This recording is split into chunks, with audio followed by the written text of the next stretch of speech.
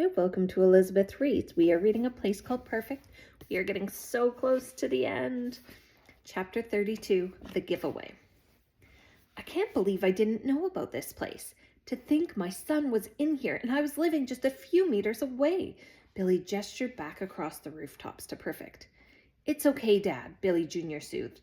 Loads of parents forgot about their kids. There are lots of orphans in no man's land. The group slipped in through the bathroom window and headed downstairs.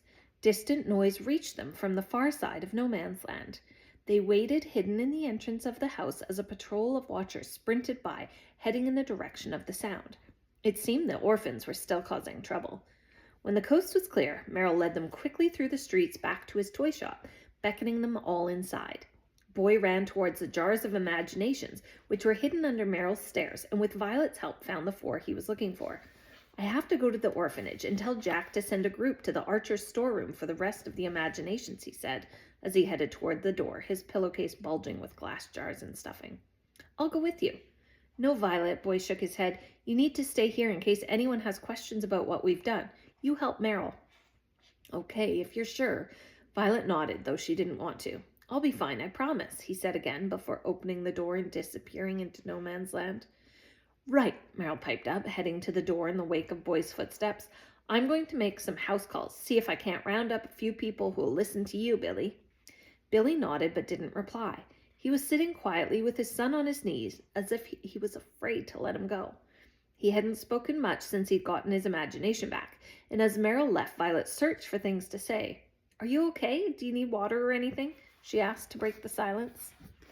How could I have let this happen? Billy whispered, more to himself than to her. Violet didn't know what to say, and they slipped into an uneasy quiet. I don't blame her. My ma'am, that is, Violet said a little while later. It's not her fault. The Archers did this. It's them I blame. Thanks. Billy smiled just as a door swung open, and Merrill walked in, followed by a group of about 10 people. There's not many here, Violet whispered as Merrill joined her at the top of the room. Word travels fast, he replied. If they believe Billy, it'll be around no man's land in a shot. Merrill put his hands up to call for attention. This is Billy Bobbins, he began, addressing the group, and his son Billy Jr. Until a few hours ago, one had lived as an orphan in no man's land, while the other, imperfect, had forgotten his son even existed. Billy bowed his head in shame, and Violet winced at Merrill's choice of words. Eventually, a red-faced Billy looked up at the small crowd of people. I'm sorry, he said, and there were tears in his eyes. I'm sorry, I didn't know. I'm sorry I deserted you all. Are you telling us you're a perfectionist? The red-bearded man from the previous meeting shouted up from the back. Yes, he is. That's exactly what he's saying, Sam, Merrill responded. Didn't ask you, Merrill, the man snapped. I'm asking this fella. How do we know he's not lying to us all? He's not lying, a woman said, stepping out from the crowd. Billy stood with his mouth open as the dark-haired lady rushed forward, wrapping him in an embrace. Lucy, I had no idea you were here, he sobbed. I'm so sorry, Lucy. It's okay, Billy, she cried. It's okay. I never believed this day would come. I'm just so happy you're here. Lucy? Sam spoke again, and all eyes turned towards him. Who is this man? What's going on? I wasn't sure I believed Merrill when he called to the door, but I had to see with my own eyes, she said, tears streaming down her face. Billy is my brother. Everyone fell silent, and the pair embraced again. Then, as Billy spoke to the room once more, Lucy held firm to his hand. I want to explain, but everything is so vague. I'm not sure I can. It's not that I meant to forget my son or my sister, he said, squeezing her hand. It's like I didn't know I had them. But now I found them again. It's as if they were never gone. I've been in a bubble, but I can only see that now it's burst. This all sounds so strange, but I hope you can try to understand what has happened to your families. It's not that they don't care. It's not that they've forgotten you. It's far worse than that. The Archers, those twins, he spat, his face red to bursting. They have a lot to answer for. They will never do this again. I didn't even know your son was here, Lucy sobbed.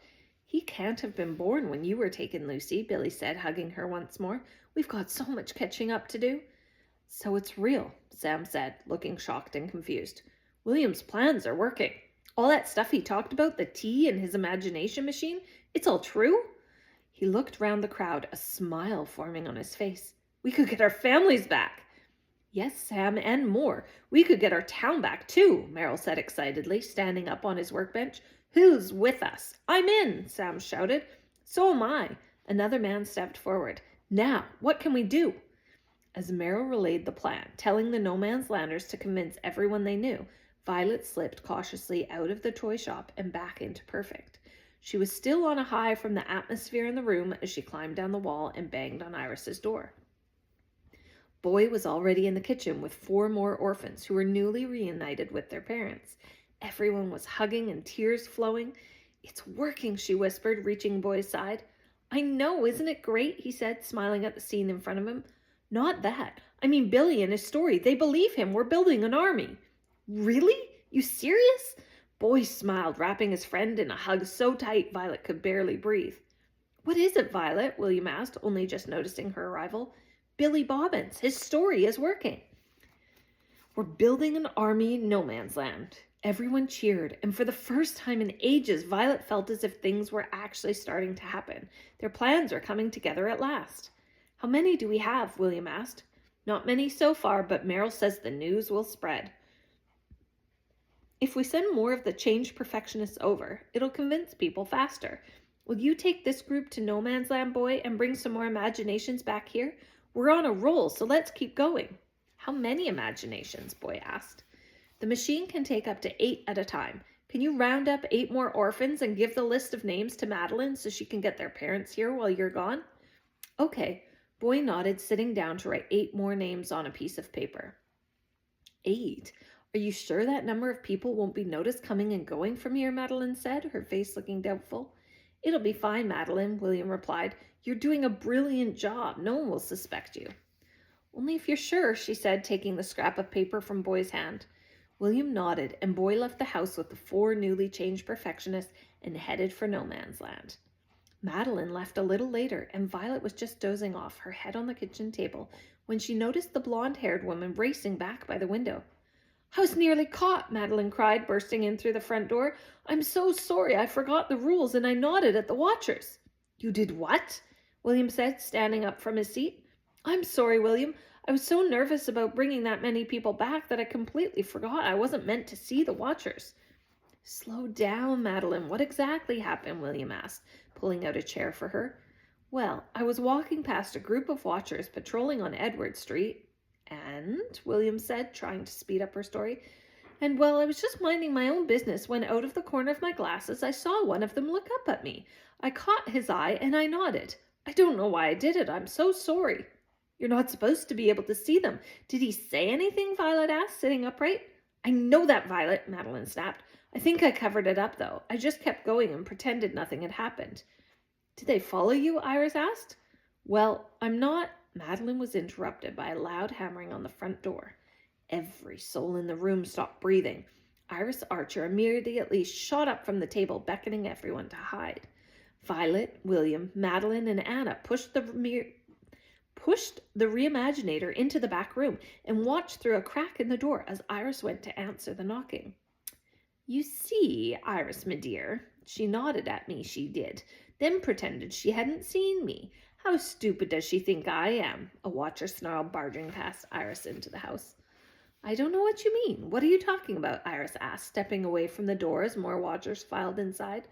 It's just me here, on my own like always. Just the walls to talk to.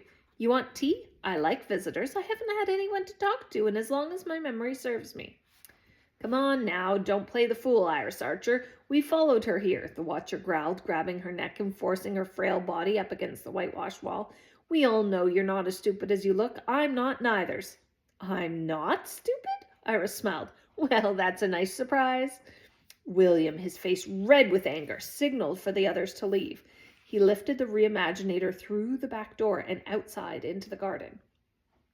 Lads, search the house, the watcher said. Bangs and clatters rang from the rooms as the group huddled under the window outside, hoping the watchers wouldn't venture into the garden. What are you up to, Iris Archer? The watcher growled, rejoining her in the kitchen. I expect you found what you were looking for, she asked, her tone mocking. Violet couldn't understand how she stayed so calm. Don't you be cheeky with me. Doesn't mean there's nothing to be found, old woman. We'll get it out of you. You're coming with us, he snarled. A chair scraped across the kitchen floor, and William looked as if he was about to burst in through the back door. Madeline grabbed his arm, holding him still. Don't hurt her, lads. This one's precious to the Archers. We'll see what George and Edward have to say. The watcher's voice faded into the distance as the front door banged shut. What'll happen to Iris? Violet panicked. William shook his head. My brothers won't hurt her, I know that much, but we need to get back to no man's land, and fast. That's the end of chapter 32. See you next time.